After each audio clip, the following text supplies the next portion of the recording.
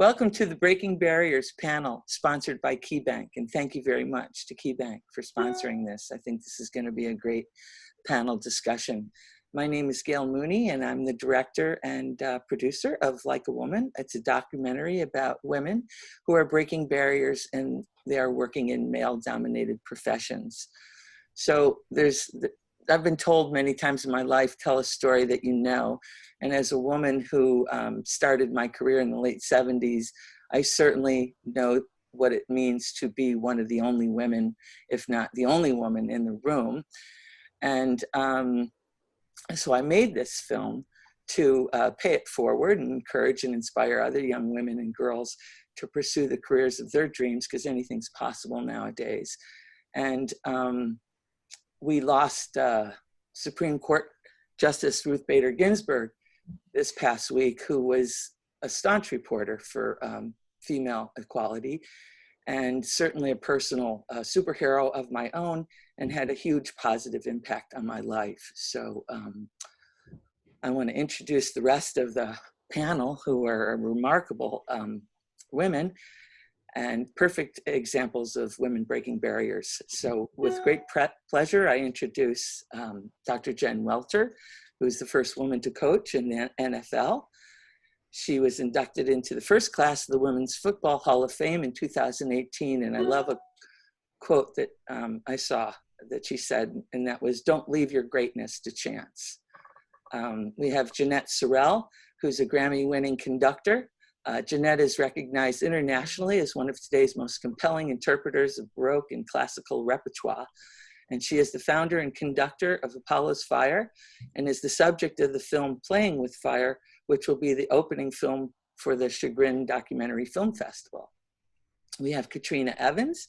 She's KeyBank Executive Vice President and Chief of Staff and Director of Corporate Center for KeyCorp. She also serves as the president of the KeyBank Foundation. And we have Debbie Donnelly, who's the owner and principal of Vocon, Inc., an architecture and interior design firm. And her brother, Paul Voinovich, I think I corrected that, said that correctly, are the principals of the firm, serving as the architect of record for the $160 million Goodyear Tire and Rubber Company corporate headquarters in Akron, Ohio. So I'm going to toss out a few questions, and I'd like to ask each of you these. And so whoever wants to start the ball rolling, please feel free. But I'd like to know what have been some of your more defining moments or challenges that you've faced in your own careers. So whoever would like to start, please jump in. I guess I'll kick us off. You know, for me, my foundation is in women's tackle football. And it was always kind of a driving force for me in the phrase that they would say, like, football was the final frontier for women in sports. And so I know for me personally and all the women I was in the trenches with, like, that was like a call to action. It was like a challenge, right? Like, if this is the final frontier, then when we win here, can't we do anything? And yet it was hard at the same time, because here's America's game, and yet it's clearly only America's game for half, right? At best, it's only a boys' club, you know? So how can it be America's game if women aren't even in the equation, right? So there was no roadmap, and there was no place that you could look and say, like, I'm going to do that. I want to be her. I want to follow in her footsteps. And so I think everything that we did as women along the way was like really creating the path. And so I tell people, I'm like, you know how you had that big goal and you kind of backtracked and you set those little goals to get there? I never had that, right? It was like, okay, this is what we're doing. And let's, you know, the things that you couldn't predict, right? What you could predict was putting your head down and doing work, right? Being the very best self that you were. And I always said it was so I could step up into any challenge that the game put in my way, right? When I started playing, the biggest thing you could hope for was to win a Super Bowl, or women's Super Bowl, right? And then in 2010, it was like the first ever US women's national team. So then it was like we played there, and we all thought that was going to be the difference maker, right? Like all of a sudden you have gold medalists, and we came back to the US and it was like wah wah wah, nobody knew we existed yet again, right? 2013, the same thing. And then in 2013, the end of 2013 to 2014, something happened.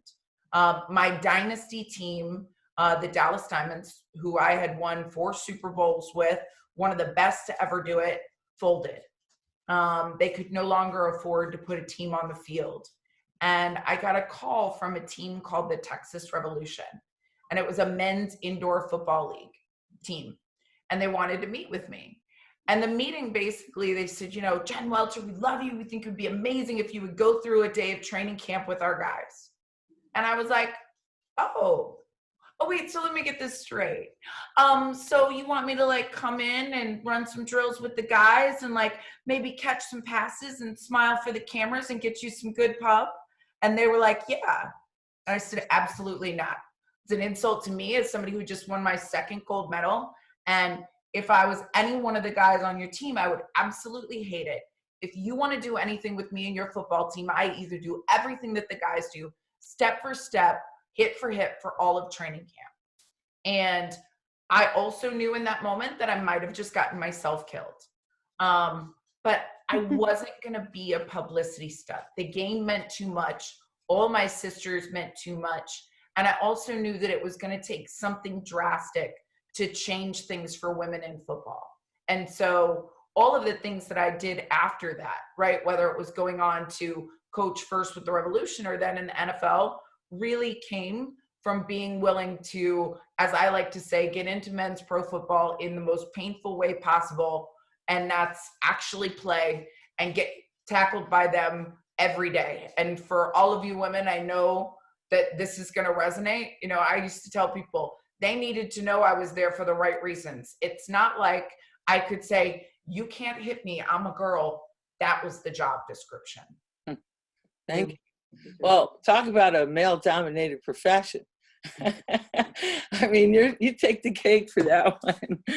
How about anybody else? You know what? How about I'm sorry, Trina, go ahead. Yeah, I would just build on what she said, because I think core to what she said was knowing and embracing who you are and sort of very consciously cultivating and curating and caring for your own character. Your character is your brand. And there is such power, especially when you're in a male-dominated profession. I'm in banking and have been so my whole career. There's such a gravitational pull to be like men, to act like men, because you see that that's what's creating their success. And when you as a woman can understand your power and your strength and find that confidence to be authentic, it builds a level of trust, and that trust builds relationships and followership. Like a flywheel, it creates its own momentum. You build confidence further because you see that you can be you and be strong and powerful. I mean, I'll follow up on what Trina was saying, because I agree that when I started in my professional career, my grandfather was an architect, as was my father. And most rooms I walked into, I was just, are you so-and-so's son? I mean, daughter or granddaughter. And so I didn't have an identity at all. And so it was my job to really cultivate a whole new track in the profession of architecture and design, because I created, in my mind, a whole new language, which was really frowned upon. So when I started VOCON was really, we took a whole new look at the profession of architecture from the inside out, because I believe that the experience of space really begins with people. And you can imagine that the guys really didn't like that, because they're all about winning the awards and the outside of buildings, and like, how could she be saying that? That doesn't make any sense. And at the end of the day, you know, that's what I believe. So I'd walk into a room and they would, you know, and I was legitimately in Cleveland in the Midwest, in our city, I was literally the only girl, and I was far younger than most of them. So they really didn't take me seriously at all. Trina could probably attest to that. And one by one, I built my brand by being very different and creating a whole nother language to my profession, which now I believe is truly the right language, to be quite candid, and a lot of what people follow today in our profession. The numbers read like this: 36% of our profession is now women, and that's woohoo, like a good number.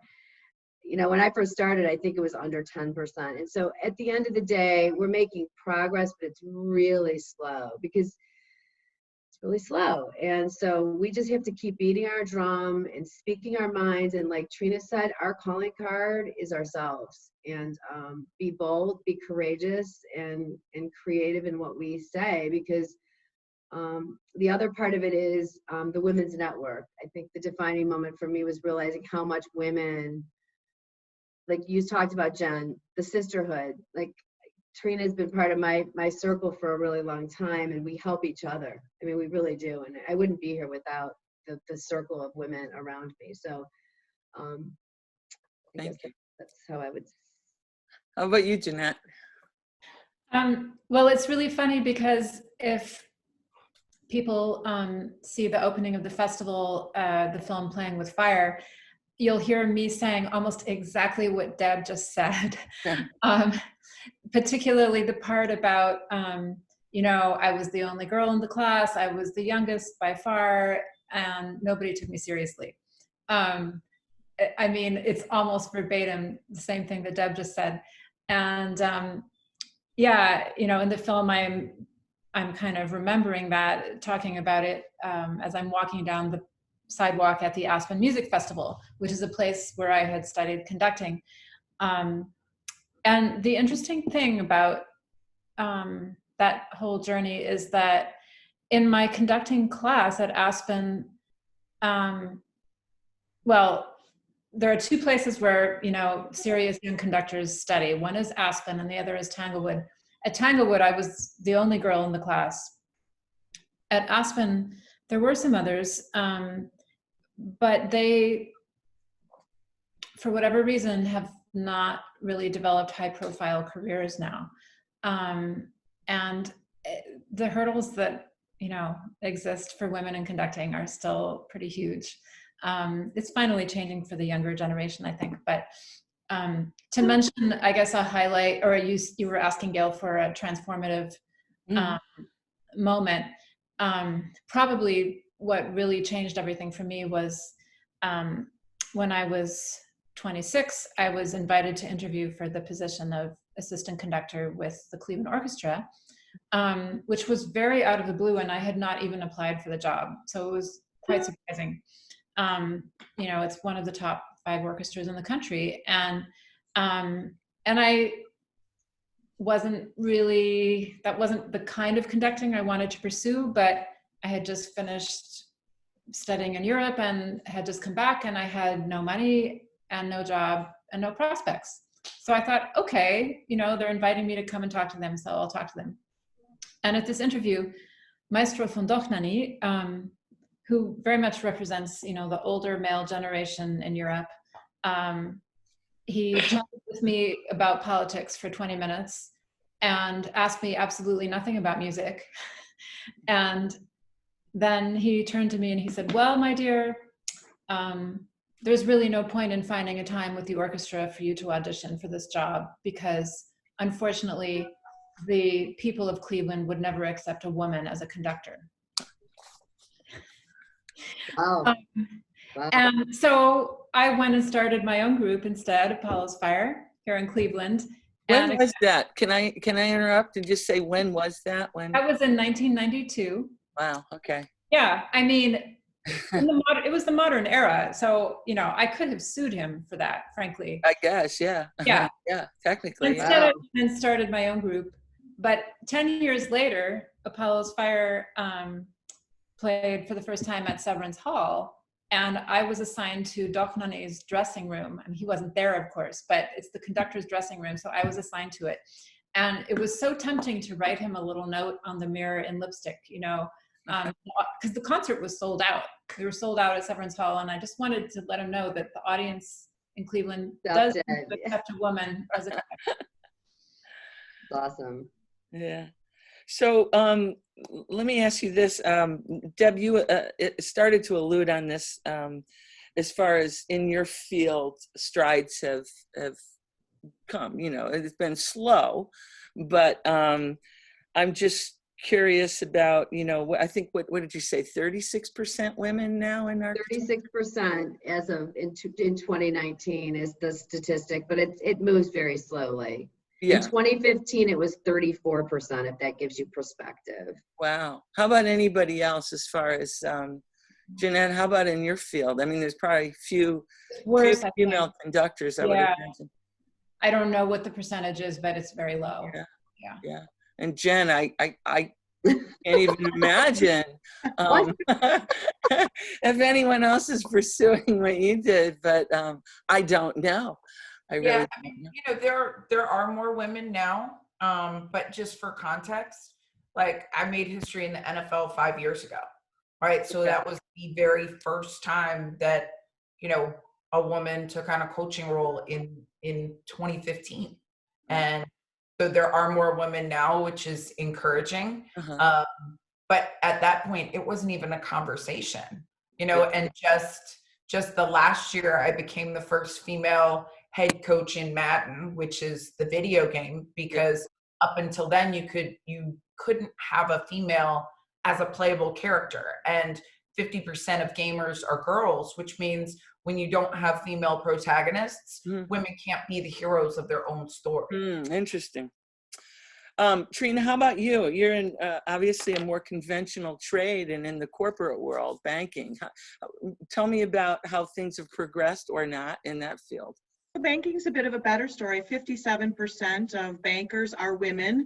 Where we lack still is in senior leadership levels like C-suite and in boards. For banking in general, C-suite would probably be 30%, boards 10%. KeyBank's a little bit different. We have more than 40% women at the most senior levels of the company and a very diverse board. We've come a long way as an industry, but we've got miles to go. Now, I think I saw on your bio you're involved in mentoring. Yes. Is that cross-gender or just girls or? Everyone and every color of the rainbow. I think that it's so important for all of us. You know, we were talking about earlier the sisterhood. I think we all have to carry as we climb. And the evolution of leadership and the efforts of female leaders and diverse leaders and their allies have helped shape sort of our progress as a generation. So I think it's really important now more than ever to mentor, champion, sponsor women, but also diversity in general, to sort of reach into the swim lane next to us and help those people who need us most. But, you know, we've got to meet this next generation where they are and lift them up and get rid of some of the barriers that they're seeing. Sure. Well, that's the future, right? I mean, that is the future. Our future. Absolutely. Everybody's future. Yeah. So let's move on to any advice. I know I've been given some interesting advice in my career over my life. Some wanted, some not so wanted. But, you know, you got to take the bitter with the sweet. So what does anybody have to say about that? I just think from my perspective, I have 2 daughters and a son, and I would say I also, like Trina, you pay it forward in life. I always lead with gratitude first, and I think that you really have to start with being grateful, because I think this next generation, I worry that sometimes, you know, life, none of us got to where we are without working extremely hard. So mentoring people does not come without contributions from this next generation. They need to work hard. So being gritty and being bold and being courageous, and you got to put the work in. None of the people on the screen did not work hard for what they have, and I think that's really, really important. But you have to be willing to be independent and be an independent thinker in this world. There's a lot of people out there that say a lot, they're not doing a lot. And so being a doer in this moment and being ingenious is like really, really important. And I can't tell you, I probably talked to 5 young people now that are unemployed. And it's those people that really are writing a unique story and are actually out there doing things that I'm most impressed by. And that's what I did. I wasn't the smartest. I went to a state college. I got a 3.0 because that's what I needed to drive a car. So I'm not an example of somebody who is brilliant. I just outworked people. And I think hard work in life and being, a true friend and creating relationships will get you really far in life. So that's what I would say. How about Jeanette? How about you? Any advice? I certainly agree with everything that Deb said. And I guess, I sometimes go and talk to groups of girls in high schools and such. And what I usually say is 2 things that I feel like I've learned. One is be true to yourself, which in our case, often means really finding your own path, because certainly I really had a lack of role models as a conductor, and I didn't want to just try to, wear a black tuxedo and try to look like a man, because it wasn't going to work for me, So I had to kind of find my own style and my own path. And then the other thing I think is just always try to bring out the best in everyone around you, everybody that you're working with. And it's karma, and that'll help bring out the best in each of us as well. All right, Jen, do you have any advice? Any mansplaining in your world? There must have been some sort of advice along the way. Well, one of the biggest things is, going into difficult situations is a lot of humor, right? Like it's laugh our way to a better understanding of each other, and don't be quick to anger, be quick to create understanding. I lovingly tell people all the time, I'm like, do you remember how when guys were young on the playground and they like pulled your pigtails when they liked you? And they'll be like, yeah. And I'm like, they still do that, first of all. So realize that kind of a lot of the times when they're joking with you, they might actually be testing you. And for me, like, kind of having that humor and using it to establish what's been a soft boundary, right? Like, oh, you do realize you said that out loud, right? Like, and they'll be like, oh my gosh, that's not, I'm like, oh no, it's okay. Like, we're good. I just wanted to let you know that, like, in the big real rest of the world, that word combination should never ever happen again. And they'll be like, oh my gosh, coach, you're so right. Like, things that they weren't necessarily used to. So I always say that there's like, you get kind of a one time for me to see if like it was intent. But I will always let you know where you stand, because I don't pull punches on things like that. And I am honest. And that comes from a foundation of relationship, believing that it all stems from love and trust. Yeah. Like, I let my players know all the time that I love them, and that my job as a coach is to make you better. Whether it's as a person or as a player, those things are not inseparable. So I'm going to be honest with you, and I'm going to help you get there. And so when they trust that I'm always going to give them my best, then it's not a matter of if I was perfect in everything I ever tried to coach them on, but that the intention was there. Sure. And if the intention is there, we have a great foundation. Sure. Yeah. I'll just interject. When I was a young photographer, still photographer starting out, I went to see a legendary, very blunt New York photographer, very well known.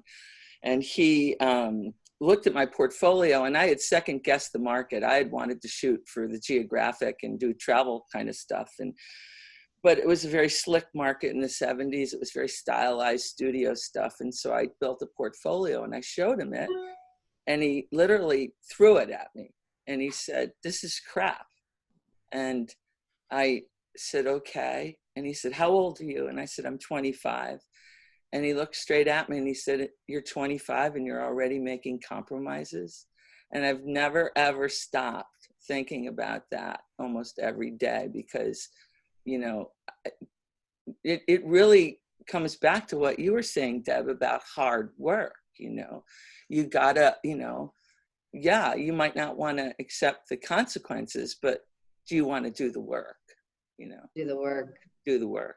Gotta do the work. Willing to, I think, and be willing to stand behind your work. And Yeah. of course. You know, we have a phrase, and it reminds me of that, like in coaching, we say, would you stand on the table for someone? Ah, Like, so would you be so firm in your decision of like your evaluation of a player, especially when it comes to roster decisions, that you would literally put yourself and stand on the table and say, I stand by this guy. Mm. And that's a hard thing for a lot of people to Sure. do. Not male or female, but I always say, like, if you're going to be the different voice in the room, Yeah. you're only as good as your ability to Yeah. use it. Yeah. Right. So diversity and inclusion. Okay. Well, you have a woman in the room, but she's not allowed to say anything. Well, it's not really that diverse a room then. Yeah. Yeah. Well, let me ask you all this, and this is a simple question. How many of you would recommend to other women to go into the fields you're in? Did you say yeah, or be prepared for this, or no, what I had to do, or whatever? You know, I've heard both sides of the story. So, anybody? I mean, I'll go first. I mean, I believe our profession is transforming itself, and we're actually involved in something that's, I believe our profession is ready for disruption. Mhm. So if you're ready to be disrupted and you're ready for a lot of change, this is a good profession for you. Mm. If you're not, then I would suggest you don't do it. But we're really involved. In fact, I'm really proud of Jodie Vander. She is the first female head of AIA in Cleveland, and she works at BoCon. She's actually sitting right around the corner from me. So she's the first mom to be head of AIA. So super exciting, you know. So we're in it to win it for women in architecture. So, you know, we're really pushing, and you know, she helped create a Girl Scout badge for architecture. So like, Great. we're like doing practical things to help young women like get excited about it. So we're in it to promote our profession. We love it. Wow. I wish they had a badge in architecture when I was a Girl Scout. Right, they I could have done don't. that. So we're in it. I'd recommend it. I'm How in. about anybody else? Trina, how about you? Could you repeat the question, Gail? Yeah, My sure. I'm internet just wondering out if you again. would, I don't know what's going on at KeyBank. Yeah, okay. If you would encourage other people to get into your field, other women, or would you? I absolutely would. It is absolutely worth the ride. There are tremendous opportunities, and with those opportunities come tremendous obligations to, as we talked about earlier, kind of bring your passion, claim your strengths, and carry as you climb. So it is a great field for women. Yeah. And Jeanette, this is a little different in that, you know, I know there's few female conductors, but, you know, I'm a little stumped when people expect women necessarily to come up with a very different thing simply because they're women, you know? And I don't know if that's the case in music or orchestras or any of that, but I'm just curious what kind of advice you would give to young girls or women who want to be conductors in orchestras these days. Yeah, well, I think the be true to yourself thing really is important for anything in the arts and in life. But yeah, I mean, I think that the conducting field is much more open in the younger generation, and there are quite a few young women conductors now, you know, in their late 20s, early 30s. So I think it is finally changing. It's taken a really long time. But I think women need to go into every field because the world needs a little bit more of a collaborative spirit and less confrontationalness. Yeah. And we really need it soon. Yeah. Well, I got started in 77 and it seemed like, you know, change has been either non-existent or slow. But if I look back on it, there's been enormous changes since that time. So, you know, it's a funny thing, time and change, you know, and it's very relative. All right. So let me ask you this. And Deb, this is you're an entrepreneur. You're not an architect, correct? But you have an No. architectural firm. Design and marketing, yeah. Yeah. So I'm curious because when I interviewed women for my film, many of them were employed by someone, by a firm, but many of them decided to go out on their own because of, depending on their age, certainly, because of hurdles they might find in a more of a traditional corporate job. So I'm just curious if that was one reason you decided to, if it wasn't architecture, what would it be, since you're not an architect? So I started actually at Higbee's Dillard's. Here it was a department store because one of my minors was fashion, the other one was design, and my major was business and marketing. And so I did start at a corporation for a short time, and I knew I didn't fit. It just wasn't for me. And so my dad wasn't thrilled that I decided to go out on my own at 24. He charged me for space in his building, $250 a month. It was hilarious, but he made me pay it because that's the way he was. And he thought my idea was actually pretty stupid because he did architecture, but he built prisons and schools. I'm like, well, that's like ridiculous. I'm not doing that. So it was just kind of like my parents thought I was insane, but I didn't fit, and I knew it. You know, and Jeanette said you have to be authentic and true to yourself. I didn't fit in that world. I don't know. But all of my customers are in that world.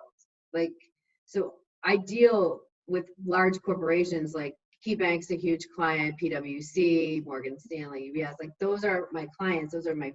So I love working with them. I just didn't fit in that structure. So being true to yourself was really important. And it was a long road. And it was by myself, then it was 2 people, then it was 4 people, then my brother joined, and 7 years later. So it's a journey. But I would just say that there's upsides to both. I mean, you just have to know where you fit. And I think if you listen to yourself and be really authentic and true, and that's where coaching, where Katrina said, I do a ton of coaching. I really, really do. And you can really hear it with people if they really, when somebody says they want to start a business, you really have to dig in and say, okay, I never discourage, but you know, Yeah. I know. Well, as a self-employed person, I mean, you know, I opt to be either rejected every day or, you know, or face the hurdles of a typical, you know, structure, a corporate structure. COVID's been interesting. Most of my enterprise clients stopped working. You know, they stopped doing projects. So like, you know, it's been an interesting ride, but you know what? That's the ride you get on when you're self-employed. And so, Okay. Well, let me ask one more question. And this is to everybody. How do you keep your momentum going, especially after you've had a success? You know, I mean, I know when I finish a film, it's like, I just want to revel in the moment. And everybody says, what's next? You know, and it's kind of like, can I just not do anything right now? But so there's that interim period of how do you keep that momentum going, you know? And that's for anybody. Well, I think sorry, go ahead, Jen. that's okay. And first of all, I was just going to say, on going into like profession, in terms of football, I think there hasn't been a better time for girls because there's so many things that are starting. It doesn't really exist in a lot of places, but there's potential in conversation for the first time. So I'm excited about it. They have to love it, right? Like, don't go into it because you think it's shiny and you think like you're going to easily get to like, you know, a headline or a spotlight. Like, it is a lot of work, and there is a lot of work to be done, and it's gritty trench work, and you're going to get your hands dirty and your nails dirty, and you have to love that part. In terms of momentum, you know, I think there's something called, I always call it like the success hangover. right? Where it's like you do something epic and you haven't even like hit send yet, and everybody's like, okay, so what's next? And you're like, I don't know yet, right? And so I think you have to have balance between what's next and allowing yourself time to breathe, right? Because otherwise you miss the moment. Right. And to truly like keep motivated, you have to love that moment. Like, I know, Jeanette, when you put on a concert, like you have a glow afterwards, and you should be able to feel that, right?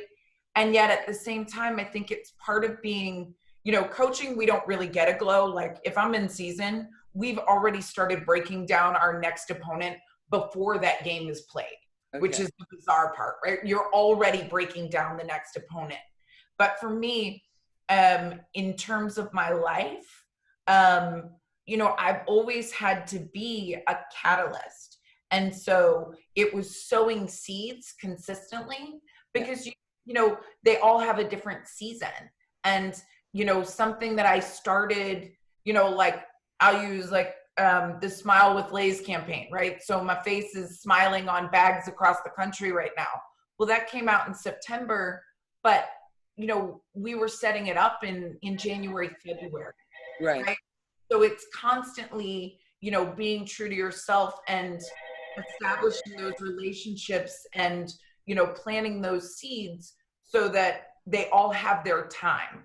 But always give yourself a chance to breathe and reflect and embrace the joy of doing something great, because otherwise, what are you doing it for? Right. I think Jeanette, what were you going to say? Forget that, right? Yeah.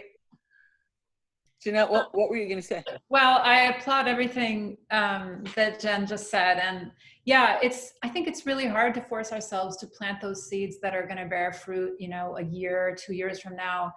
But it's crucial because things that are worth doing take real time to develop. And I always like to think about, a European cathedral like Notre Dame. I mean, people worked on that for centuries, and the people who worked on it at the beginning knew that they would never see to live it be completed. But to make a really beautiful piece of art or something that's really of great value for the world, it takes more than a year. Yeah. So, but I do have like a wish list of programs and projects that I want to do and that, I don't have time to do yet. And the wish list is pretty long. So there's always something to work towards. Anybody else? I think that for us, like we've had a couple really exciting things happen over the last couple of months. And I never celebrate too much. I mean, I always lead with gratitude and I move on, because just when things are, we sell the hardest when we're the busiest. Yeah. Because we never take anything for granted. And if I learned anything in COVID, boy, I mean, in February, we were on track to have, I don't even know, the best year of my entire career. And I feel like had we not had all the seeds planted and all the different things planted all over the country, I don't know what would have happened to us. I'm very, very grateful that we never took our foot off the gas. That's just something I've never done. So maybe I should celebrate a little bit more, but I guess I'm just grateful and I move on and keep planting seeds always. I can understand that. How about right? I mean, I don't know. Yeah. I don't know. Chris Doyle at Key Bank appreciates that, right, Trina? That's after I was just going to tell you, you just keep right on selling stuff.